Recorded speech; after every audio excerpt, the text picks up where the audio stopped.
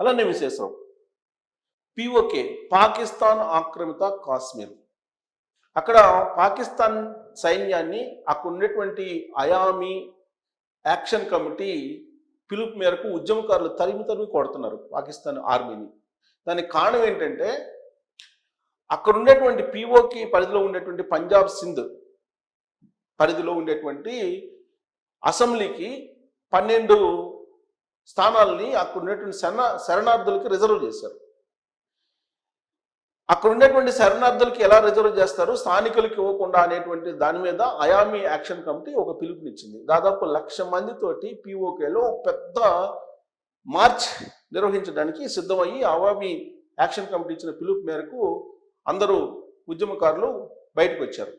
దీంతో పాకిస్తాన్ సైన్యం దాదాపుగా 4,000 ప్లాటూన్స్ని దించింది. అక్కడ ఆల్రెడీ వారం క్రితం ఒక 20 మందిని కాల్చేసింది ఉద్యమకారులను. నిన్నగాక మొన్న ఒక 8 మందిని కాల్చేసింది. దీనికి నిరసనగానే అయామీ సంయుక్త కమిటీ ఇచ్చినటువంటి పిలుపు మేరకు ఇప్పుడు 1,00,000 మందికి పైగా పిఓకేలో పరిధిలో ఉండేటువంటి ప్రాంతాల్లో కథం తొక్కుతూ ఉన్నారు. దీనందరికీ కారణం ఏంటంటే పాకిస్తాన్ సైన్యం అక్కడ ఉండేటువంటి స్థానికుల్ని ఇబ్బంది పెడుతూ ఉంది. అందుకే వాళ్ళు ప్రధానమైనటువంటి డిమాండ్ ఏంటంటే పంజాబ్ సింధ్ ప్రాంతంలో ఉండేటువంటి వాళ్ళకే అసెంబ్లీ సీట్లను కేటాయించాలి, శరణార్థులకి 12 సీట్లను మీరు ఎలా కేటాయిస్తారు, దాన్ని రద్దు చేయాలి అనేటువంటిది డిమాండ్. అలాగే ఆహార పదార్థాలని సబ్సిడీ రూపంలో ఇవ్వాలి. ఈ డిమాండ్స్ తోటి మార్చ్ పాస్ట్ చేస్తూ ఉన్నారు. అక్కడ నిరసనకారులు నిరసన వ్యక్తం చేస్తున్నారు. దీంతో పాకిస్తాన్ ఆర్మీ పెద్ద ఎత్తున అక్కడికి తరలి వచ్చింది. ఇది పిఓకేలో ఉండేటువంటి పరిస్థితి. అందుకే రాజ్నాథ్ సింగ్ గారు భారత రక్షణ శాఖ మంత్రి ఎప్పుడో చెప్పారు, పిఓకే మీద యుద్ధం చేసి దాన్ని తీసుకోవాల్సిన అవసరం లేదు పాకిస్తాన్ నుంచి, పిఓకేలో ఉండేటువంటి ప్రజలే పాకిస్తాన్ మీద తిరగబడి వాళ్ళకై వాళ్లే భారతదేశంలో భాగస్వాములు అవుతారు అనేటువంటి విషయాన్ని కూడా ఒకనొక సందర్భంలో చెప్పారు. ఎప్పటికైనా సరే భారత్లో భూభాగం పిఓకే, పాక్ ఆక్రమిత కాశ్మీర్, ఎప్పటికైనా సరే భారత్లో భూభాగం అని చెప్పి బల్లగుద్ది చెప్తూ ఉన్నారు. ఇప్పుడు పిఓకేలో ఉండేటువంటి పరిస్థితి కూడా అలానే కనిపిస్తూ ఉంది. ఇంకొక వైపు బెలోచిస్తాను ప్రత్యేకమైనటువంటి దేశంగా అనౌన్స్ చేసేసుకుంది. రిపబ్లికన్ ఆఫ్ బెలోచిస్తాన్ అని చెప్పి అనౌన్స్ చేసుకుంది. దానికి ఒక జాతీయ గీతాన్ని, జాతీయ జెండాని, బెలోచి ఫాలోస్ అనేది ఒక కరెన్సీని అనౌన్స్ చేసుకొని మాది ప్రత్యేక దేశం కింద మమ్మల్ని గుర్తించాలని చెప్పి అంతర్జాతీయ సమాజాన్ని కోరుతూ ఉంది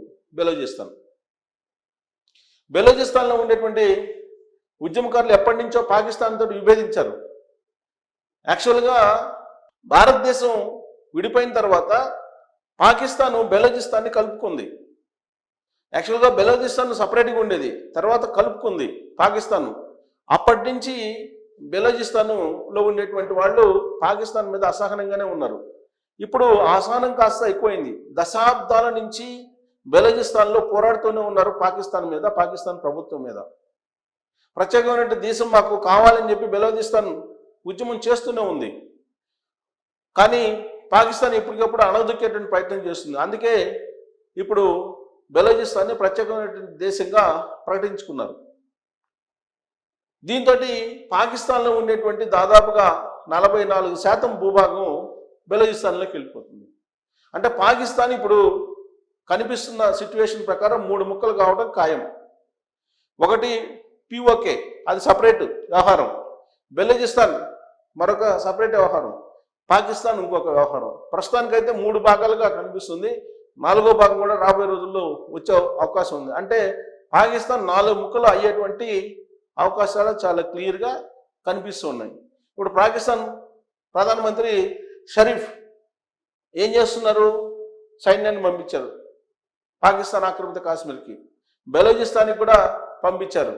కానీ బెలోచిస్తాన్లో మేము ప్రత్యేక దేశం ఏర్పాటు చేసుకున్నాము, మా దగ్గర 5 లక్షల మంది సైన్యం ఉన్నారు, మా దగ్గర మిజైల్స్ లేకపోవచ్చు, డ్రోన్స్ లేకపోవచ్చు, అత్యాధునికమైనటువంటి ఆయుధ సంపత్తి లేకపోవచ్చు, కానీ 5 లక్షల మంది సైన్యం ఉన్నారు. ఈ 5 లక్షల మంది సైన్యం పాకిస్తాన్ సైన్యాన్ని ఈ సంవత్సరం ఆఖరికి ఖచ్చితంగా పంపిస్తాము బెలూచిస్తాన్ నుంచి అని చెప్పి వాళ్ళు శపథం చేశారు. ఇవన్నీ కూడా పాకిస్తాన్కి తలనొప్పి వ్యవహారంగా మారింది. మరోవైపు సింధు జలాలు రావట్లేదు. ఆపరేషన్ సింధూర్ క్రమంలో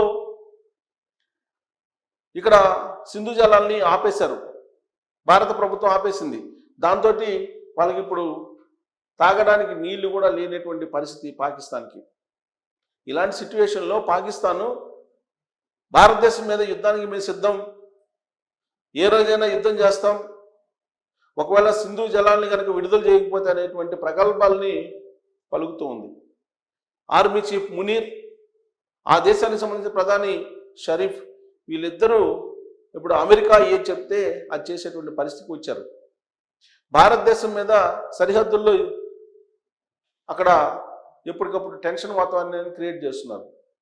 మరి పాకిస్తాన్లో అంతర్గతంగా ఒకవైపు పీఓకే, ఇంకొక వైపు బెలూచిస్తాన్కి సంబంధించినటువంటి అంశాలు నడుస్తూ ఉంటే ఇప్పుడు దాన్ని పరిష్కరించుకోలేనటువంటి పాకిస్తాన్ భారతదేశం వైపు చూస్తుంది. అంటే పెద్దలు చెప్తారు, ఉట్టికెక్కలేనమ్మ స్వర్గానికి ఎక్కుతుందని. అలా ఉంది పాకిస్తాన్ యొక్క పరిస్థితి.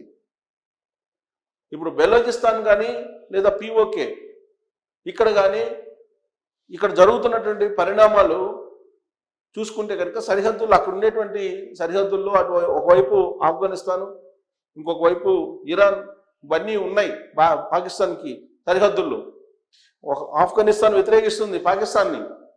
ఈ మధ్యకాలంలోనే ఆఫ్ఘనిస్తాన్ మీదకి యుద్ధానికి కూడా వెళ్ళింది పాకిస్తాన్. ఇలాంటి క్రమంలో బెలూచిస్తాన్ ప్రత్యేకమైనటువంటి దేశంగా అనౌన్స్ చేసుకోవటం అనేది అంతర్జాతీయంగా చర్చ జరుగుతుంది. అంతర్జాతీయ సమాజానికి కూడా అక్కడ ఉండేటువంటి బెలూచిస్తాన్ ఉద్యమకారులు కోరుతూ ఉన్నారు. కొన్ని దశాబ్దాలుగా యుద్ధం చేస్తున్నారు, బెలూచిస్తాన్ని ప్రత్యేక దేశంగా గుర్తించండి అని చెప్పి. అందుకే పాకిస్తాన్ ఇచ్చినా ఇవ్వకపోయినా వాళ్ళకై వాళ్ళు స్వతంత్ర దేశంగా ప్రకటించుకొని 5 లక్షల మంది సైన్యంతో పాకిస్తాన్ ఆర్మీని తరిమి కొట్టేందుకు సిద్ధమయ్యారు అక్కడ.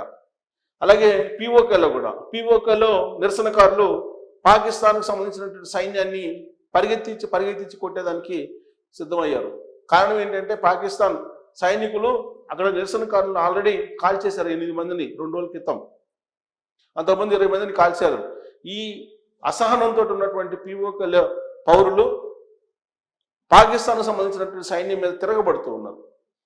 ఇలాంటి సిచ్యువేషను భారతదేశానికి అనుకూలం అని చెప్పి చెప్పలేకపోయినా స్వచ్ఛందంగా భారత్లో భాగస్వామ్యం అవుతాము అనేటువంటిది పీఓకేలో ఉన్నటువంటి ప్రజలు కోరుకుంటున్నారు, బెలూచిస్తాన్లో ఉన్నటువంటి ప్రజలు కూడా కోరుకుంటున్నారు.